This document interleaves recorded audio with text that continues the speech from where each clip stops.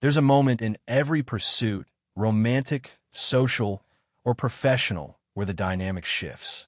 At first, you're the one reaching out, explaining, offering your time, your energy, your soul. And then something inside you cracks. You feel it, don't you? That slow burn-in. Your chest when your presence becomes background noise. That silent ache when your kindness is met with convenience. How many times have you confused access with connection? How often have you poured into people who only turned toward you when they needed to feel wanted? We tell ourselves that consistency is strength. But sometimes, it's just a mask for fear. Fear of being forgotten. Fear of facing the truth that maybe, just maybe, they never valued you in the first place. The Stoics knew this feeling. Pulling away, choosing yourself, and standing still while they drift isn't weakness. It's wisdom. And when you stop chasing, when you let the silence speak for you, the people who once overlooked you begin to unravel in your absence. If you feel the weight of these words, if you've been walking through life, giving your power away just to be seen, consider subscribing for the part of you that's finally ready to stop running and start remembering who you are. In the beginning, the instinct feels pure. You reach out, you check in, you care. And with every message, every gesture, you believe you're building something real. Connection, intimacy, loyalty. It's what you've been taught. To prove your value by showing up first, by giving without being asked, by making the other person feel seen, safe, chosen. But slowly, something begins to shift beneath the surface. The more you give, the less it seems to matter. The more you reach out, the more they pull back. It's subtle at first. Delayed replies, vague answers, missed calls. You brush it off, thinking maybe they're busy, maybe you're overthinking, but deep down a quiet truth starts to. There's a moment in every pursuit, romantic, social, or professional, where the dynamic shifts. At first, you're the one reaching out, explaining, offering your time, your energy, your soul. And then something inside you cracks. You feel it, don't you? That slow burn-in. Your chest when your presence becomes background noise. That silent ache when your kindness is met with convenience. How many times have you confused access with connection? How often have you poured into people who only turned toward you when they needed to feel wanted? We tell ourselves that consistency is strength. But sometimes, it's just a mask for fear. Fear of being forgotten. Fear of facing the truth that maybe, just maybe, they never valued you in the first place. The Stoics knew this feeling. Pulling away, choosing yourself, and standing still while they drift isn't weakness. It's wisdom. And when you stop chasing, when you let the silence speak for you, the people who once overlooked you begin to unravel in your absence. If you feel the weight of these words, if you've been walking through life, giving your power away just to be seen, consider subscribing for the part of you that's finally ready to stop running and start remembering who you are. In the beginning, the instinct feels pure. You reach out, you check in, you care. And with every message, every gesture, you believe you're building something real. Connection, intimacy, loyalty. It's what you've been taught. To prove your value by showing up first, by giving without being asked, by making the other person feel seen, safe, chosen. But slowly, something begins to shift beneath the surface. The more you give, the less it seems to matter. The more you reach out, the more they pull back. It's subtle at first. Delayed replies, vague answers, missed calls. You brush it off, thinking maybe they're busy, maybe you're overthinking, but deep down a quiet truth starts to. Back isn't cruelty. It's clarity. You're not punishing someone by withdrawing. You're protecting your peace. You're saying without saying, I refuse to beg for a space that should have been offered. And when that space is suddenly empty, something remarkable begins to happen. The very silence they once ignored begins to echo. The absence becomes louder than the words ever were. Not because you're gone, but because you're no longer trying.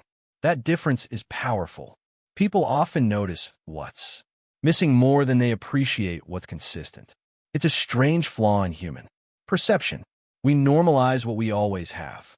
We miss what we took for granted. And so the moment you stop pouring energy into someone who only absorbs but never gives, you trigger a different kind of attention. Not because they miss you necessarily, but because they miss the feeling they had when you were around. The warmth, the certainty, the validation. And without it, they're left facing a version of themselves they don't know how to comfort. Still, the hardest part of this dynamic is the internal battle you'll face when you choose to stop chasing. It will feel wrong. It will feel like giving up. It may even feel like failure. But that discomfort isn't weakness. It's withdrawal from a pattern that was never meant to last. And what follows is often grief, not for the person, but for the version of you that believed you had to earn love by proving you were enough. That version served you once, but it's not built for peace. It's built for pursuit. And peace doesn't live in pursuit. Peace lives in presence, mutual, respectful, unforced. This is why your stillness becomes a mirror. The moment you stop explaining, stop proving, stop trying, the other person is left to face a silence they can't control. And most people fear what they can't control. Your withdrawal removes the script they were used to. No more reactions, no more predictable. Effort's just space. Space that forces reflection. And reflection, when it's not met with comfort, often turns into regret. This isn't manipulation. It's cause and effect. They don't feel the weight of your presence until they've had to live without it. But here's the truth you need to remember. Your worth was never tied to their recognition. It wasn't proven by the number of messages you sent or the emotional labor you carried. Your value doesn't increase when someone finally realizes what they lost. It was always there. The difference is you've stopped offering it to those who wouldn't see it until it was gone. You'll feel a strong temptation to go back, to explain, to remind them who you were when they had you. But silence can say everything explanation cannot. When done with intention, silence becomes a boundary, not a wall of anger, but a door of self-respect. It says, I'm not here to convince. I'm here to live. And in a world obsessed with noise, with proving and posting and reacting, that kind of quiet becomes sacred. There comes a moment when you stop explaining, not out of spite, but out of clarity. It's not loud. It doesn't come with an announcement or a warning. It just happens. A decision is made often quietly within yourself. You choose not to send the follow-up message. You choose not to ask for understanding. And that silence, though outwardly small, carries an enormous weight. Because people are used to reactions. They're used to explanations. They expect a reason, a label, and neatly tied up ending they can either argue with or dismiss. But when none of that arrives, when all they receive is stillness, something inside them begins to shift. The power of silence isn't in what it says, but in what it forces others to hear. And what they hear isn't your voice. It's their own. That's what makes it so unsettling. You're no longer part of the story they're writing. You've stopped participating in the cycle, and now they're left, staring at a space you once filled, trying to make sense of the quiet you left behind. It's not rejection that rattles them. It's the absence of noise, of resistance, of closure. And without those, the mind loops. It replays old conversations. It examines old texts. It imagines what you must be thinking now that you've stopped speaking. Seneca once wrote, "He who suffers before it is necessary suffers more than is necessary." And that's exactly what begins to happen.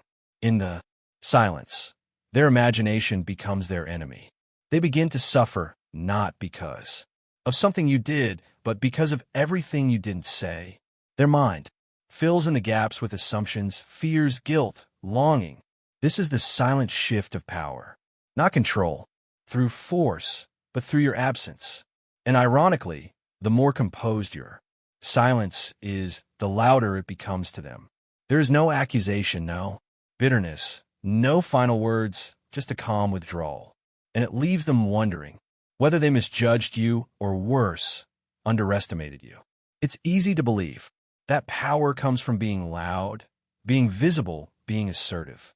But real power often moves in quiet ways. It's not always in the confrontation. It's in the refusal to engage, the dignity to not defend, the strength to walk away without needing to be heard. That's what disrupts people the most, because they can prepare for anger. They can brace for conflict, but they are defenseless against stillness, especially when that stillness used to be filled with your warmth, your effort, your presence. And once they realize the void you've left is no longer temporary, the panic begins. Not outwardly, perhaps. They may still pretend nothing's wrong, but inside the questions grow louder. Why? Aren't they reacting? Did I push them too far? Are they really done with me? It's not just curiosity, it's insecurity. Because now they're no longer sure where they stand. And when someone isn't know where they stand with you, that's when they start looking at their own behavior. That's when the mirror appears. Not a distorted one that flatters the ego, but a sharp, honest reflection of who they were when they thought they had you.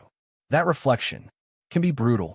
It shows them their indifference, the messages they left unanswered, the calls they ignored, the way they treated your effort as ordinary, instead of recognizing it as rare and now, without your presence to distract them from themselves. They sit in that discomfort.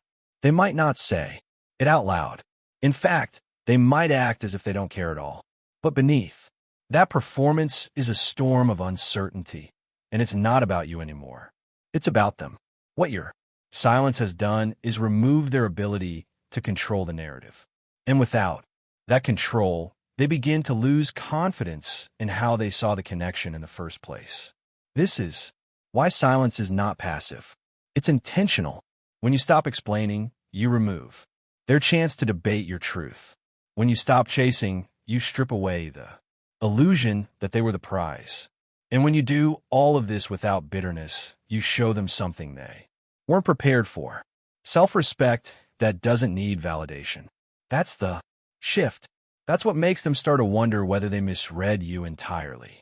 Because now you're not asking for closure. You're not waiting for clarity. You become the clarity. And it's terrifying to those who thought you would never stop trying. But here's what matters most. You don't do this to manipulate. You don't go silent to punish. You go silent to heal. 2. Reclaim the energy you were giving away freely, hoping it would come back as love, respect, or recognition. You stop because you finally see what the Stoics always knew. Inner peace isn't found in what others say to you. It's found in what you stop saying to them. And when your silence is born from that place, not pain, but peace, it becomes unshakable. They'll test it, of course. They'll send small signals, a reaction to your story, a vague message, an old memory brought up like it just resurfaced. But these aren't attempts to reconnect. They're attempts to pull you back into the pattern, to see if your silence is real. And your power lies in how you respond, not with words, but with your posture, your steadiness, your refusal to go backwards for the sake of comfort. Because once you've seen what they do with your presence, it's no longer your job to explain your absence. And if you've ever doubted this path, if you've ever felt that maybe you're being too distant, too cold, too unkind, remember this. Silence isn't unkind when it protects your peace. You're not closing the door on connection. You're closing the door on confusion. You're not disappearing. You're detaching. And detachment, when done with integrity, is one of the most loving things you can do for yourself. Eventually, they will come to realize that they didn't just lose your words. They lost the privilege of your effort, the depth of your presence, the security of being seen without having to earn it. And by then, if your silence has been real, if you've used it not just to withdraw, but to rise, you won't need to explain a thing. Your growth will speak louder than any goodbye ever could. And that's the final shift. When the power no longer lives in whether or not they respond, it lives in your ability to move forward without their reaction at all. Every time you offer someone your attention, you're giving them something far more valuable than most people realize. It's not just a moment of focus. It's energy, it's presence, it's validation. And like any valuable resource, its power lies in how it's given. When you give attention, consistently without pause, without boundaries, it begins to lose its weight. Not because it isn't meaningful to you, but because it becomes expected by others. What was once rare becomes routine. What was once appreciated becomes overlooked. And what was once felt deeply becomes taken for granted. People adjust to what they're used to. If you're always available, always reaching out, always offering your time, they stop seeing it as generosity and start seeing it as default behavior. It's not that they're ungrateful necessarily. It's that the human mind is wired to normalize familiarity. We become blind to what we see every day. That's the danger of being consistently generous with your energy. Eventually, it disappears in plain sight. But when you pull back, not with resentment, not to prove a point, but simply because you've outgrown the need to chase, something changes. The room you used to fill with your presence becomes noticeably quieter. The absence isn't just empty, it echoes. And that echo makes people aware of what they stopped noticing. The comfort you brought, the safety, the assurance of being cared for without needing to ask. When that disappears, a subtle discomfort sets in. Not dramatic, not instant, but real. At first, they won't miss you directly. What they'll miss is the emotional experience that came from having your attention. The feeling of being needed, of being important, of being central in someone else's world. That feeling fed their sense of self, even if they didn't realize it. Now that it's gone, they're not just wondering where you went. They're wondering what happened to them in your absence. This is why attention is a currency, not just a gesture. And like money, the more freely it's handed out, the more inflated it becomes, the less value it holds. But when it's pulled back, when it's withheld not out of pettiness, but out of self-respect, it gains strength again. People pay attention to what is no longer easily accessible. That's human nature. We value what requires effort. And once your presence demands effort, it becomes precious again. Marcus Aurelius said, "The best revenge is to be unlike him who performed the injury." And it's true. Your evolution is not about proving anything to anyone. It's about becoming someone who no longer needs external validation to feel whole. When you shift from constant giver to silent observer, you're not playing games. You're aligning with your own growth. And that shift creates a contrast between who you were and who you are now. They remember the version of you who always checked in, who made them feel important, who gave without keeping score. But now they're faced with someone who no longer gives attention just because it's asked for. And that gap, the space between the past and the present version of you, is powerful. It makes them wonder, did I lose something meaningful? Was I too distracted to notice what I had? And most of all, can I still get it back? But here's the truth. They're not chasing you. Not really. They're chasing how they felt when they had your attention. They're chasing the emotional certainty you used to provide. They're chasing the image of themselves that only existed when they were reflected in your eyes. Because that version of them, the one you saw, supported, and believed in, made them feel whole. And now that you've stopped mirroring it back to them, they're left with something they don't know how to fix. This is the quiet price of emotional generosity. When you make someone feel like the center of your universe, they come to believe that it's their natural place. But when you step back, when you no longer orbit them, they start to feel off balance. And rather than asking why you step back, they ask themselves why it feels so empty. Now that discomfort is not your responsibility, it's the consequence of imbalance finally being corrected. Your withdrawal isn't a punishment. It's a return to self, a decision to redirect the energy you once scattered outward back into your own life. And in doing so, you begin to glow differently, not with arrogance, but with awareness. You don't chase. You don't beg. You simply walk forward. And in that forward motion, you create something magnetic, something they can feel but no longer touch. When they look at you now, they see someone unfamiliar, someone with boundaries, someone who doesn't explain, doesn't justify, doesn't overextend. you become harder to read. And that mystery creates curiosity. But more than curiosity, it creates tension because now their certainty is gone. And in its place is a silent question. Did I lose something I never deserved to hold? The shift is subtle but undeniable. And that's the point. You didn't make it happen by forcing it. You didn't have to yell or prove a point. You simply removed your energy from where it wasn't valued. And in doing so, you reminded everyone around you of something essential. Attention is not free. It costs time, presence, emotion, and when it's given without care, it depletes you. But when you protect it, when you become selective with it, it becomes sacred. That's what changes everything. Not just how they see you, but how you see yourself. You're no longer defined by who responds to you. You're defined by who you choose to respond to. That's the real power. So no, they don't miss the version of you who's grown. They miss the one they could count on to give without hesitation. But that version of you doesn't live here anymore. And now if they want your attention again, they'll have to earn it. Not through words, but through consistency, through presence, through effort. Because you've learned the difference between attention that flows freely from insecurity and attention that is offered as a gift intentionally, sparingly, and from a place of peace.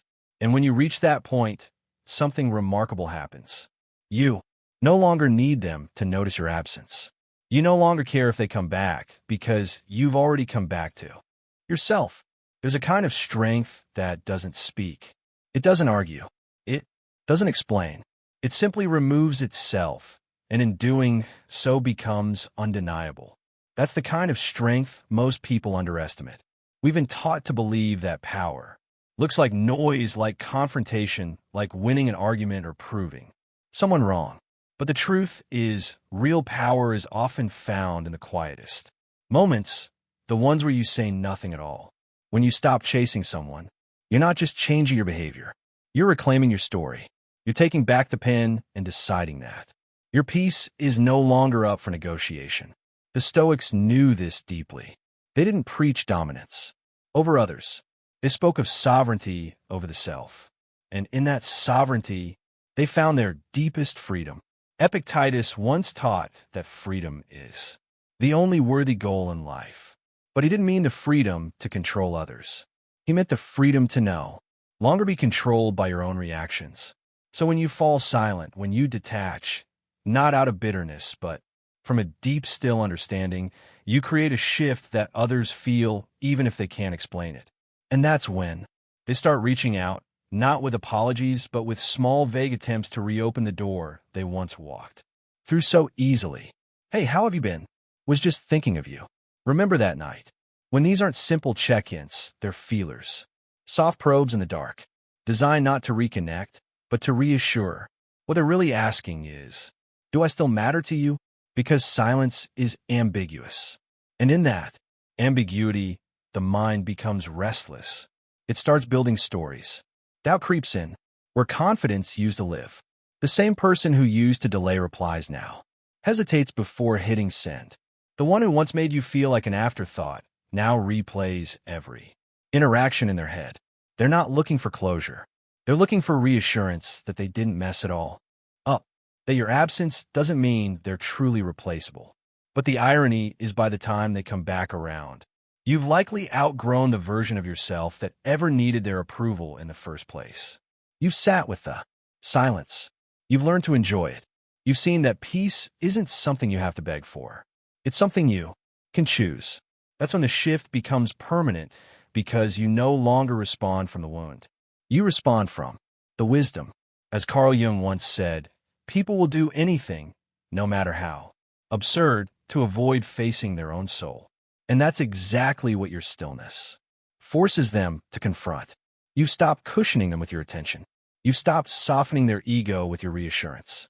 Now all they have left to face is themselves and what they did when your heart was in their hands. Your silence becomes a mirror, and unlike words, mirrors can't be argued with. They just reflect. And what that reflection shows isn't just who they are. It shows who they were with you. It shows how little they gave, how easily they took, how Quietly, they assumed you'd always be there. And now that you're not, they're forced to sit with the realization that what they pushed away is no longer within reach. This isn't about punishment. This is about transformation. You didn't go silent to hurt them. You didn't detach to make them suffer. You did it because you finally saw what chasing was costing you, your energy, your dignity, your clarity. You realized that the constant need to explain, to fix, to be chosen was slowly eroding your sense of self. And once you stopped trying to be understood, you finally began to understand yourself. That's the real essence of psychological strength. Not the ability to control others, but the ability to stay rooted when others try to shake you. To remain calm when chaos tempts you to react, to walk away not because you're weak, but because peace has become more valuable than being right. That's when you stop operating from emotion and start moving from principle. And once you do that, people can no longer predict you. They can't manipulate the same levers because you're no longer playing the same game. You don't need to remind them what they lost. You become the reminder. Your growth is the proof. The way you move. Now, the calm in your tone, the boundaries in your actions, the clarity in your eyes, it speaks louder than any speech ever could. They remember how easy it was to get your attention, and now they feel how difficult it is to regain it. But here's the twist. They don't want you back because they miss who you are now. They want you back because they miss the version of themselves that existed when they were around you. That's the part they're chasing. The validation, the status, the emotional warmth they didn't have to earn. And now that it's gone, they're scrambling to get it back. Not by rebuilding, but by repeating old patterns. The only difference is you're no longer responding to them. And that's what burns. That's what creates psychological imbalance, because they know you're not angry. They know you're not waiting. And that calm refusal to re-engage, that's what turns curiosity into obsession. The unpredictability, the uncertainty, the absence of closure. It gnaws at them in ways they don't admit, even to themselves. But you don't need to prove anything anymore. You've already won the quiet war. Not because they're suffering, but because you've healed. You stop needing to be seen in order to know who you are. And that kind of inner clarity, it's magnetic. It draws in people, but more importantly, it filters them too. Because now you're no longer available to be misunderstood, to be undervalued, to be someone's emotional safety net. While they decide if you're worthy, you've stepped into a different realm.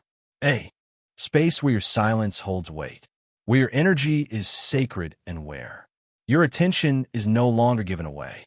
It's earned, not by those who ask for it, but by those who understand what it means to hold it with care. You don't have to raise your voice to be heard. You don't have to chase to be chosen. Sometimes the most powerful thing you can do is stand still and let the silence reveal the truth. Because when you stop needing to be seen, you finally begin to see yourself clearly. If this spoke to you, there's another video waiting that will take you even deeper into this path of self-mastery. Click on one of the suggested videos on your